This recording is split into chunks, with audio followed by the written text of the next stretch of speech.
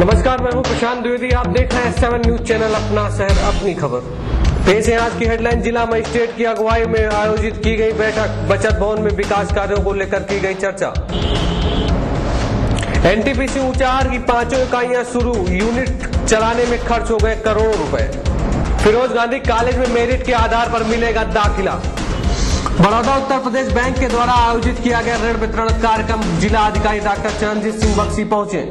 समाचार अब विस्तार से। आज जिला अधिकारी डॉक्टर चरणजीत सिंह बख्शी की मौजूदगी में एक बैठक बचत भवन में आयोजित की गई। हम आपको बता दें कि जिला अधिकारी डॉक्टर चरणजीत सिंह बख्शी की अगुवाई में प्रतिदिन किसी न किसी विकास कार्य को लेकर बैठक आयोजित की जाती है। बैठक में जिला अधिकारी साफ कहते हैं कि विकास कार्यों में किसी भी तरह की हीला हवाली नहीं चलेगी और समय से विकास कार्यों को निपटाए सभी अधिकारीगण। स्थानीय बचत भवन में जिलाधिकारी डॉक्टर चरणजीत सिंह बख्शी ने विकास कार्यों को लेकर एक वृहद बैठक का किया आयोजन। बैठक में जिले के वीडियो व विकास कार्यों से संबंधित सभी अफसर थे मौजूद। बैठक में डीएम ने कहा कि हर गांव में नरेगा के कार्य निष्पक्ष हों तथा विकास कार्य में न हो किसी तरह की ढील। बैठक में मुख्य विकास अधिकारी केदारनाथ, मुख्य साहब सिंह, परियोजना निदेशक थे मौजूद। आपने बचत भवन में एक बैठक रखी थी, किस संदर्भ में रखी थी जानकारी? आज ये यूपी डास की बैठक थी, तो इसमें हर साल हम इसका एनुअल बजट का लिए स्वीकार करते हैं कमेटी के माध्यम से। तो जो प्रोजेक्ट्स लास्ट ईयर थे, जैसे फिशरीज का है, डेयरी का है, इन सब का प्रोजेक्ट्स का वही प्रोजेक्ट इस साल भी हैं और कहीं 10%, कहीं 20%, कहीं 25% उसमें इंक्रीज किया है। एक दो प्रोजेक्ट अलग से हैं, जैसे कि कोई हार्ट का लगाना, हार्ट का कंस्ट्रक्शन है, तो उसमें ज़मीन ग्राम समाज की होगी या किसी की होगी और उस पर कोई एंटरप्रेन्योर 2 करोड़ रुपया लगाएगा, तो उससे फिर जो जितने भी काश्तकार हैं वो अपने प्रोड्यूस को वहाँ पर बेच सकते हैं और वो उस पर फीस ले लेंगे कि तुम अगर अपने यहाँ बेचोगे तो तुम्हारा सामान 100 रुपये का बिका तो 3 रुपये या 4 रुपये। तो इस तरह से एक स्कीम आ रही है। ये आंध्र प्रदेश में और कई ज़िलों में बहुत सक्सेसफुल रही, कई स्टेट्स में, पर यूपी में अभी इतनी पॉपुलर नहीं हो पाई है, बहुत सक्सेसफुल नहीं हो पाई है।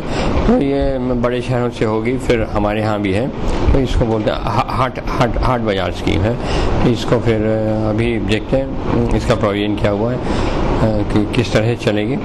और एक नई चीज़ ये आई है कि जैसे कि ये आइसक्रीम वाले हैं या कोई रेस्टोरेंट वाले हैं या पानी का जो प्रोड्यूस करते हैं, तो उसकी प्योरिटी और स्टैंडर्ड टेस्ट करने के लिए हम लोगों ने 1.5 लाख का प्रोविजन रखा है पर उद्यमी। इसका ये मतलब कि अगर कोई रेस्टोरेंट वाला है या कोई आइसक्रीम वाला है, वो अपने वो चाहता है प्योरिटी का सर्टिफिकेट या स्टैंडर्डाइजेशन का सर्टिफिकेट, तो वो हम लोग दिलवाएंगे उसके माध्यम से यूपी डास के, और बाकी 1.5 लाख उस उद्यमी को स्वयं बेयर करना पड़ेगा। अब इसमें एक कमी मुझे जो महसूस हो रही है वो ये है कि जो उद्यमी पाक साफ है वो तो आ गया सामने, उसने तो पैसे दे दिए, और जो नहीं देना चाहता वो नहीं देगा, तो वो 1.5 लाख अपना बचा लेगा। तो इस तरह से एक यूनिफॉर्मिटी नहीं है, और या तो कंपल्शन हो कि हर एक आदमी को कराना है, वो नियम है, और या फिर यह कि तो अभी हम इतना ही इस पास किया हम लोगों ने कि जो अपनी इच्छा से कराना चाहे स्वेच्छा से वो करा सकता है। और बाकी हम ये ढूंढ रहे हैं प्रोविजन कि कुछ ऐसा करें कि हर एक आदमी इस के नेट में आ जाए कि हर एक आदमी को कराना लाजमी है। प्योरिटी का साइन, मिठाई ठीक बढ़ रही है कि नहीं बढ़ रही है, आइसक्रीम प्योर है कि नहीं प्योर है, दूध सही लगाया जा रहा है कि नहीं, तमाम बातें हैं। अच्छा, इसको दिल्ली या बाहर बड़े बड़े शहरों से वो टीमें आएंगी, तो 1.5 लाख इसलिए रखा है कि उन टीमों का आने का खर्चा होगा, उनके इंस्ट्रूमेंट का खर्चा होगा, उनकी टेस्टिंग का खर्चा होगा, इसको इंक्लूड करते हुए तो वंस फॉर ऑल रेस्टोरेंट के खाने का सामान है, पानी का है, और ड्रिंकिंग जो अपनी कोल्ड ड्रिंक्स हो गई या जो भी है, पाइनएप्पल जूस वगैरह हो गए, तो उन सब का टेस्टिंग करेगी। तो इस तरह से यूपी डास में पिछली स्कीम्स रखी हैं वो अप्रूव, जैसे 25% एस्केलेशन के साथ, और कुछ दूसरी स्कीम्स जो 2-3 नई आई हैं और जिसको कि एक्सप्लोर करना है कि वो कितनी लाभदायक होंगी पब्लिक के लिए। तो ये दो इस तरह से पास हुआ ये बजट हमारा इस साल का। बड़ौदा उत्तर प्रदेश बैंक के द्वारा आज ऋण वितरण कार्यक्रम का आयोजन स्थानीय रायबरेली क्लब में आयोजित किया गया। इस मौके पर पहुंचे थे जिला अधिकारी डॉक्टर चरणजीत सिंह बख्शी। उन्होंने इस कार्यक्रम में भाग लेकर कार्यक्रम की बढ़ाई शोभा। बैंक ऑफ बड़ौदा के द्वारा आज ऋण वितरण कार्यक्रम का आयोजन स्थानीय रायबरेली क्लब में आयोजित किया गया, जिसमें 3292 ग्राहकों को 28.11 करोड़ ग्रामीण बैंक के द्वारा व बैंक ऑफ बड़ौदा के द्वारा 17.81 करोड़ का ऋण वितरित किया गया। इसमें स्वयंसेवी संस्थाओं को ऋण वितरित किया गया और उनको आगे कार्य करने के लिए यह सहायता धनराशि दी गई। इस मौके पर बैंक के अध्यक्ष डॉक्टर चरणजीत सिंह बख्सी व बैंक ऑफ बड़ौदा के कार्यकारी निदेशक NS श्रीनाथ व CDO केदारनाथ संपत कुमार आदि लोग मौजूद थे। इस मौके पर सरस्वती वंदना अपूर्वा पांडे के द्वारा की गई और सफल संचालन प्रवीण पांडे के द्वारा किया गया। इस कार्यक्रम में ग्रामीण बैंक क्षेत्रीय प्रमुख सभी बैंकों के प्रमुख अधिकारीगण मौजूद थे। उन्होंने कार्यक्रम में हिस्सा लिया। रिपोर्टर संदीप हेमंत अमर की रिपोर्ट। बड़ौदा बैंक के द्वारा ऋण वितरण कार्यक्रम किया गया था, तो क्या आप उसमें क्या देखते? बड़ौदा बैंक में करीब 10.5 करोड़ का ऋण वितरण किया गया था, जो समूह SHG के थ्रू था, समूह बनाकर वितरित किया गया था। इसमें इनके ED executive director Shrinath ji आए थे बॉम्बे से, हेडक्वार्टर से। ये नंबर 2 पे हैं, चेयरमैन के बाद ED होते हैं, ये ED हैं तो नंबर 2 पे हैं, तो आए थे बॉम्बे से और वहाँ पर सिंबॉलिक ऋण वितरण किया गया और बैंक की पब्लिक के विजिबल्स क्या ड्यूटीज़ होनी चाहिए उस पर भी सब लोगों ने बताया और कितना कोऑपरेशन कर रहे हैं। तो कमियां तो हर जगह हैं, 100% तो कोई चीज़ नहीं है।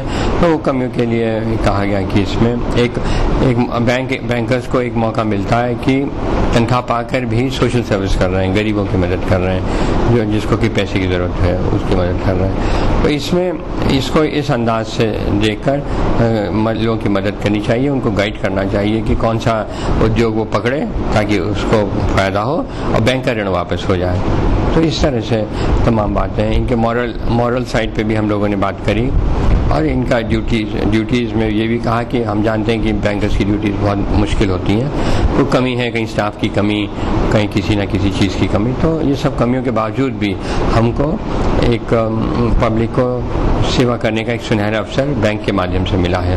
तो ये हम लोगों ने यही बैंकर से कहा। दूसरा, चेयरमैन साहब के ऑफिस में और रीजनल मैनेजर साहब के ऑफिस में इन्होंने ED साहब ने उद्घाटन किया 2-3 मशीनों का।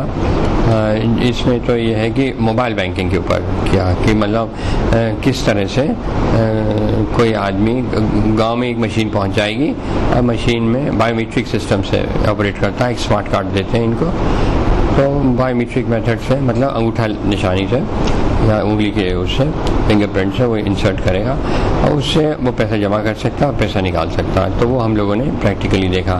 फिर एक और दूसरी कोई अमेरिका से आए थे, डेवलप किया था मशीन, उसका भी इनॉग्रेशन किया। उसमें ये था कि किस तरह से वॉइस से ये हो जाएगा कि कितने पैसे तुम्हारे डिपॉजिट हुए और कितने पैसे तुम्हारे निकाले गए। तो वो उसमें वॉइस सिस्टम भी उसमें था, जो कि एक अमेरिकन टीम, अमेरिका से 2 लड़के आए थे, उन्होंने किया था। फिर तीसरा, इन्होंने वहीं बैठ के ED साहब ने कानपुर, बरेली, लालगंज और 3-4 ब्रांचेस का वहीं से बैठ के उद्घाटन कर दिया था, रिमोट सेंसिंग से। इस तरह से ED साहब बाद में बोले भी और बहुत अच्छा बोले कि किस तरह से बैंकर्स को ये सेवा का अवसर मिला है, इसको यूटिलाइज करना चाहिए और पब्लिक की मदद करनी चाहिए। सबसे ज़्यादा सेवा करने का मौका बैंकर्स को ही मिलता है, जो गांव के लेवल के होते हैं।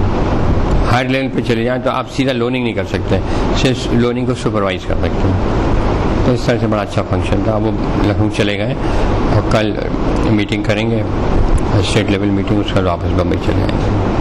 NTPC ऊंचाहार की 5 इकाइयां शुरू हो गई हैं। जी हां, हम आपको बता दें कि परसों ये 5 इकाइयां ठप हो गई थी, जिसके कारण मच गया था कोहराम व हाहाकार। इन 5 इकाइयों के ठप होने से चंडीगढ़, हरियाणा, उत्तराखंड समेत कई राज्यों में विद्युत की आपूर्ति हो गई थी ठप। इस यूनिट को चलाने में कुल खर्च हो गए करोड़ों रुपए खर्च होने के बाद ये 5 यूनिट अपनी जगह पर हो सकी शुरू।